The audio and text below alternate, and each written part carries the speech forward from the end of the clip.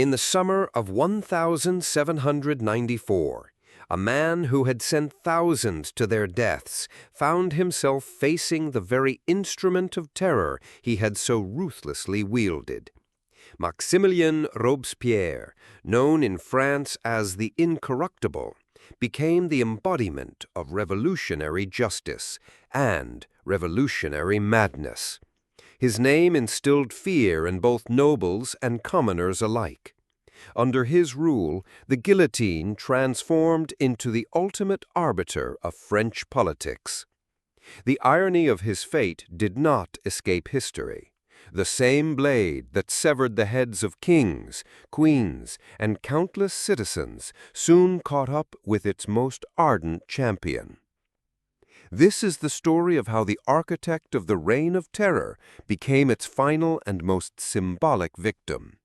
The man whose jaw was shattered could not utter a word as he approached the scaffold that became his grim legacy.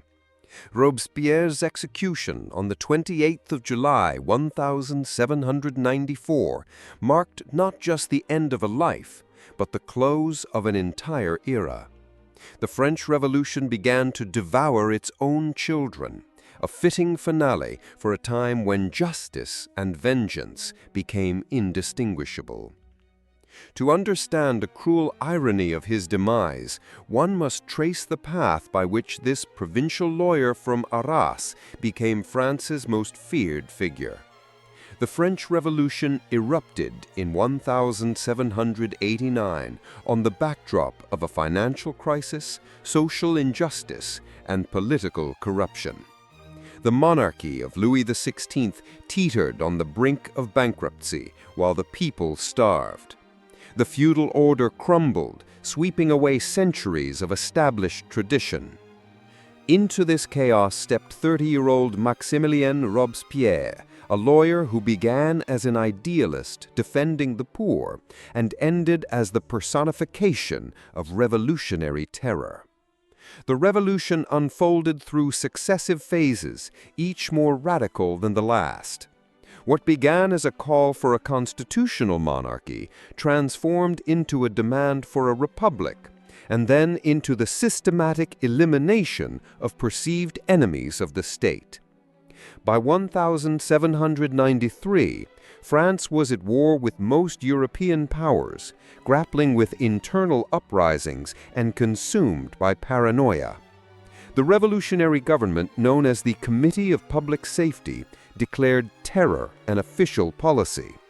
Robespierre emerged as the leading voice of this radical phase. His political philosophy drew from the ideas of Jean-Jacques Rousseau, particularly the concept of the general will of the people. He believed the revolution was a triumph of virtue over vice, and that any obstacle to moral transformation had to be eradicated. This rigid ideological framework justified unprecedented violence. The guillotine, invented by Dr. Joseph Guillotine as a humane method of execution, became a symbol of revolutionary justice. Unlike earlier methods that varied by social status, the guillotine promised equality in death, a swift and painless end for all. Under Robespierre's influence, the national razor operated relentlessly, claiming lives at an unparalleled pace. The period from September 1793 to July 1794 entered history as the Reign of Terror. Over these 10 months, revolutionary tribunals sentenced approximately 17,000 people to death. The guillotine worked daily in Paris, drawing crowds that cheered as heads fell into baskets. What began as an instrument of justice turned into a machine of mass executions, with Robespierre as its chief orchestrator. The atmosphere in Paris during this time was steeped in fear and suspicion. Neighbors denounced one another. Children denounced their parents. The Reign of Terror turned former allies into mortal enemies. The law of suspects, passed in September 1793, allowed the arrest of virtually anyone deemed hostile to the revolution. Under Robespierre's guidance, the definition of enemy of the people expanded to include those who failed to show sufficient enthusiasm for the revolutionary cause. Economic hardships intensified the political horror. Despite the revolution's promises, bread remained scarce and a luxury. Assignats, the paper currency of the revolutionary government, lost much of their value. Social tensions grew as various revolutionary factions vied for power and resources.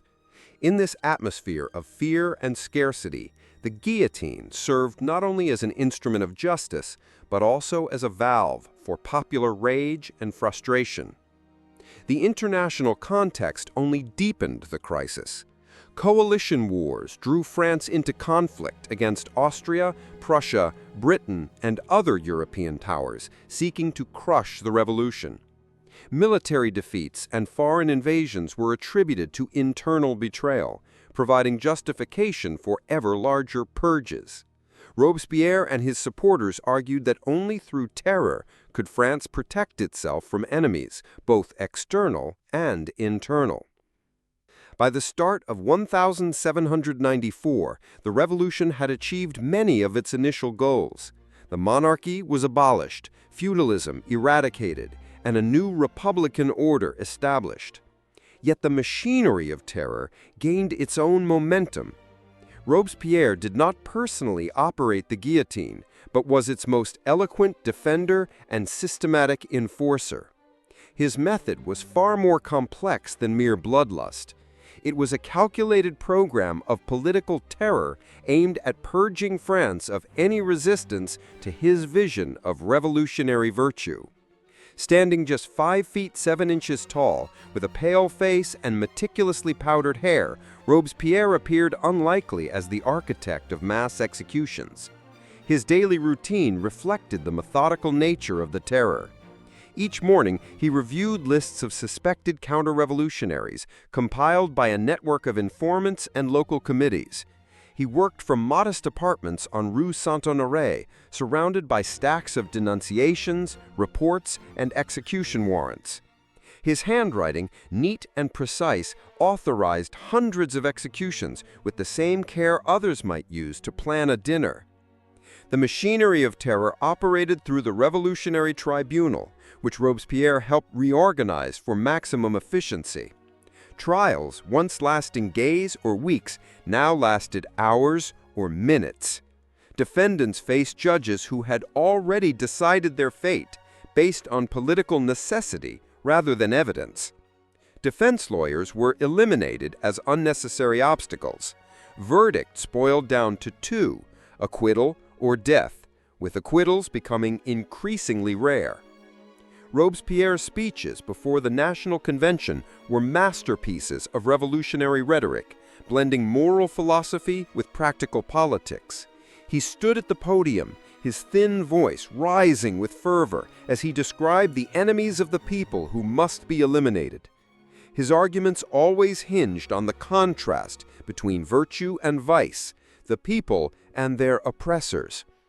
Each execution was framed as a necessary sacrifice to preserve the revolution and protect the innocent. The physical process of execution was standardized under Robespierre's system. Condemned prisoners were transported from their cells to the Place de la Révolution in wooden carts, accompanied by drummers and crowds. The guillotine itself towered on a platform, its 40-foot posts painted blood red. The executioner, Charles-Henri Sanson, performed his duties with professional precision, sometimes executing dozens of people in a single day. Robespierre rarely attended executions in person, preferring to remain in his office, reviewing new cases and preparing further speeches. And yet, his presence was felt at every execution through the systematic process he himself helped construct.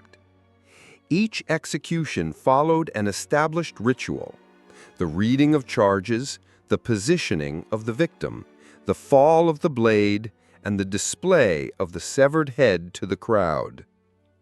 The psychological impact of Robespierre's terror extended far beyond those who actually faced the guillotine. The realization that anyone could be accused, arrested, and executed within days created an atmosphere of paralyzing fear.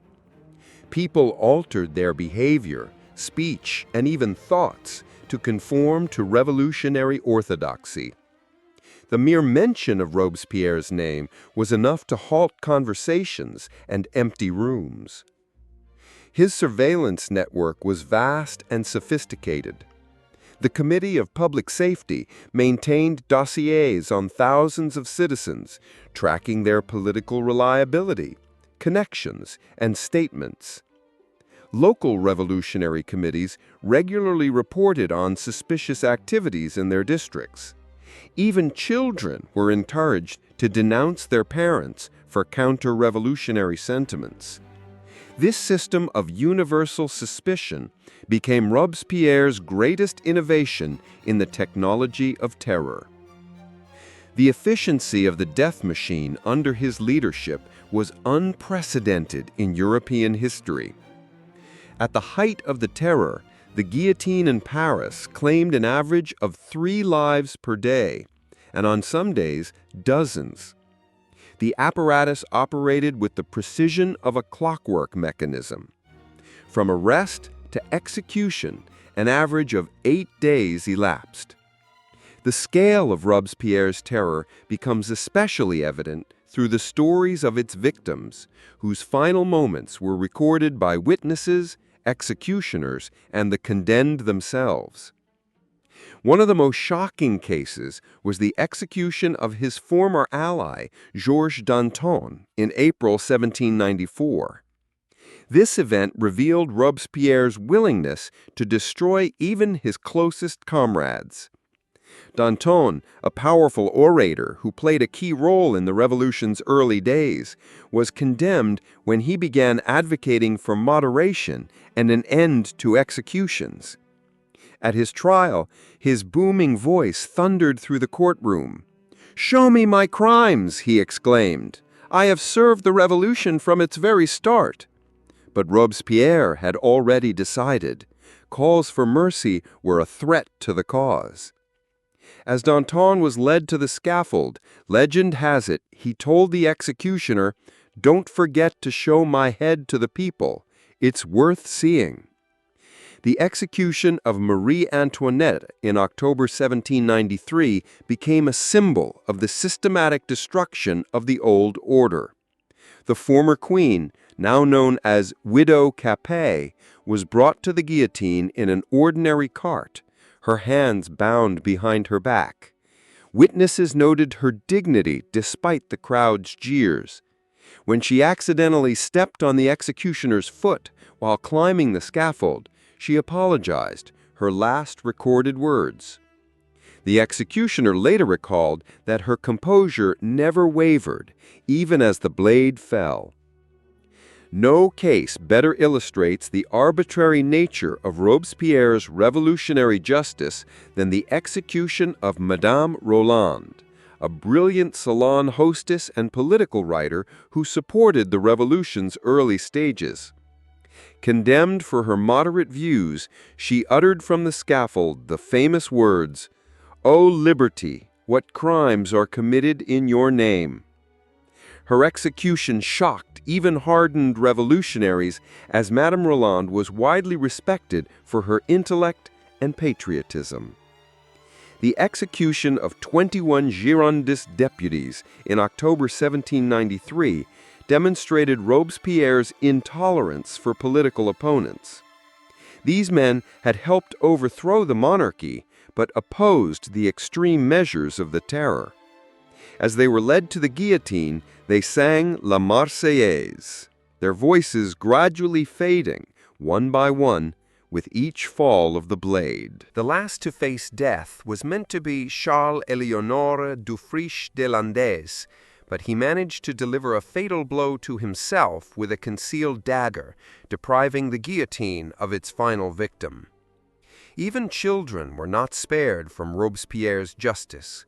14-year-old Marie-Jeanne Bou, accused of crying during her parents' arrest, was condemned for displaying counter-revolutionary sentiments. Executioner Charles-Henri Sanson later wrote in his diary that her youth and innocence haunted him, but the machinery of terror operated without regard for age or circumstance. Even Robespierre's supporters began to question a system capable of executing a child for tears. The Conciliérie prison, where the condemned awaited execution, became a microcosm of French society during the Reign of Terror. Nobles and commoners, priests and atheists, men and women of all ages shared cells in their final days. Abbé Carichon, who ministered to the condemned, recorded their confessions and last words. Many expressed bewilderment, unable to comprehend how their revolutionary patriotism had been deemed insufficient. Olympe de Gouges, a feminist and author of The Declaration of the Rights of Woman and the Female Citizen, was executed for her political writings. Her crime was advocating for women's rights and criticizing Robespierre's increasingly dictatorial methods. As she ascended the scaffold, she declared, "Children of the homeland, you will avenge my death." Her execution silenced one of the revolution's most progressive voices and demonstrated that even advocates of equality were not safe. Executioner Charles-Henri Sanson, who carried out most of the terror's executions, left detailed records of his work. He described the psychological toll of killing so many people, admitting that he sometimes executed former friends and acquaintances. His assistants had to be frequently replaced, many could not cope and were driven mad by the relentless slaughter. Even the mechanics of death became routine, positioning victims, cleaning the blade, disposing of bodies. Foreign observers documented the atmosphere of fear that gripped Paris. British spy William Wickham reported that even committed revolutionaries lived in constant anxiety, knowing that a careless word or suspicious connection could lead to denunciation and death. American diplomat Gouverneur Morris wrote that the streets of Paris had grown silent. Citizens avoided public gatherings, fearing they might be overheard. Robespierre's leadership left wounds in French society that took generations to heal. The systematic use of violence as a tool of policy fundamentally altered the relationship between state and citizen, setting precedents that influenced revolutionary movements worldwide. The very concept of ideological purity, achieved through mass executions, became a template for future totalitarian regimes, from Stalin's Soviet Union to Pol Pot's Cambodia. Immediately following Robespierre's execution, a wave of psychological relief swept through France like a cleansing wind. Citizens who had lived in constant fear of denunciation suddenly regained the freedom to speak. Surviving prisoners of the Conciliérie were released, and revolutionary tribunals were disbanded. The guillotine, which had claimed thousands of lives, was finally retired from daily use. Though it would return during periods of political upheaval, the economic consequences of the terror proved no less devastating. Constant fear and instability paralyzed trade and industry. Skilled artisans and merchants either fled the country or were executed, leaving gaps in the economy that took years to fill. Assignats, the revolutionary paper currency, became nearly worthless due to political instability. Foreign trade virtually ceased. Other nations viewed France as a dangerous pariah. Robespierre's methods influenced the formation of modern police states and surveillance systems. His network of informants and local revolutionary committees became a model for future authoritarian regimes seeking to control their populations. The concept of prevented detention, imprisoning people for what they might do rather than what they had done, became a standard tool for repressive governments worldwide. The intellectual legacy of the terror sparked enduring debates about the relationship between revolution and violence. Political theorists have analyzed for decades how idealistic goals can lead to such brutal consequences. The idea of revolutionary necessity, that extraordinary circumstances justify extraordinary measures became a recurring theme in subsequent revolutionary movements, often with equally tragic outcomes. The psychological impact on survivors shaped an entire generation of French citizens. Those who lived through the terror carried the trauma of constant fear and the loss of loved ones, friends, and colleagues. Trust in the state and fellow citizens was shattered by a system of mutual surveillance and denunciations. This psychological wound contributed to France's political instability for decades to come. The international reaction to Robespierre's terror influenced European politics for the next century. Conservative governments used the example of revolutionary France to justify repressing their own populations, arguing that any leniency could lead to similar bloodshed. Fear of revolution became a powerful tool for preserving the status quo across Europe. The impact of the terror on France's religious life was profound and long-lasting. The systematic persecution of the clergy and the attempt to replace Christianity with the cult of reason left deep scars in the country's Catholic culture. Many churches were destroyed or converted into secular institutions, and tensions between church and state persisted into modern times. Robespierre's legacy in legal and judicial systems worldwide was equally significant. The speed and arbitrariness of revolutionary justice served as a cautionary tale for reformers, leading to strengthened protections for the accused in many countries. The principle that political necessity should not override due process became a cornerstone of modern democratic systems. The story of Maximilien Robespierre's rise and fall serves as an eternal warning about the corrupting nature of absolute power and the dangerous allure of ideological purity. His transformation from an idealistic young lawyer defending the poor and oppressed into the architect of systematic state terror illustrates how the pursuit of virtue can become indistinguishable from the practice of evil.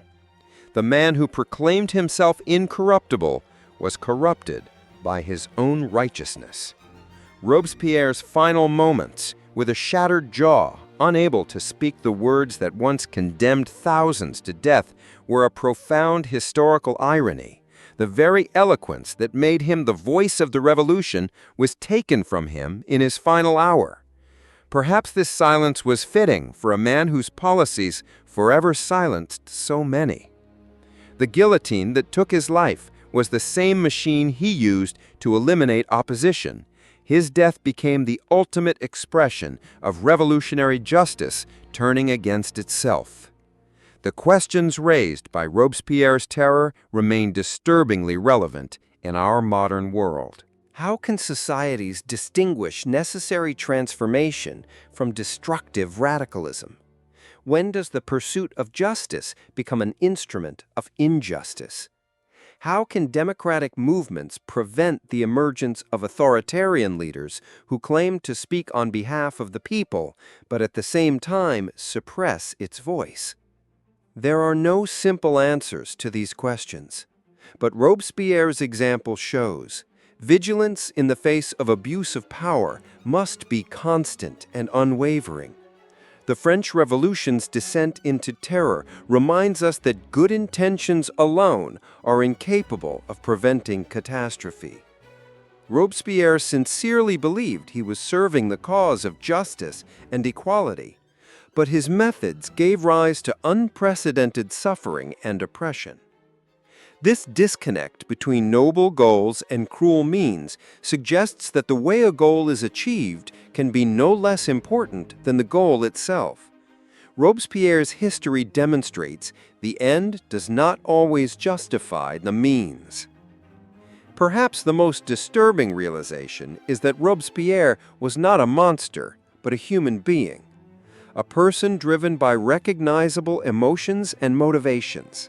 His fear of enemies, desire for order, intolerance of dissent, and certainty in his own righteousness, these are traits inherent in each of us, and this realization should make us not less, but more vigilant, both toward power and toward ourselves.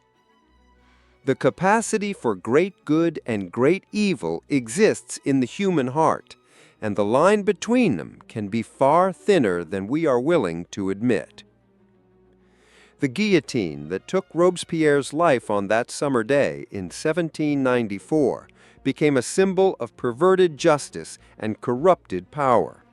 His execution marked not only the end of the terror, but also the beginning of a long process of healing and reflection that continues to this day.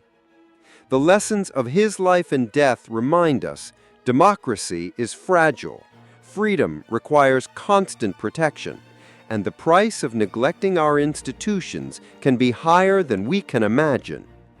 Ultimately, Robespierre's legacy forces us to confront uncomfortable truths about human nature and political power. His story is both a warning and a challenge. A warning about the dangers of unchecked power and ideological fanaticism, and a challenge to build systems and a culture that can resist the temptation of tyranny. The blood that stained the cobblestones of Paris more than 2 centuries ago carries lessons that remain painfully relevant. To ignore them is to put ourselves in danger.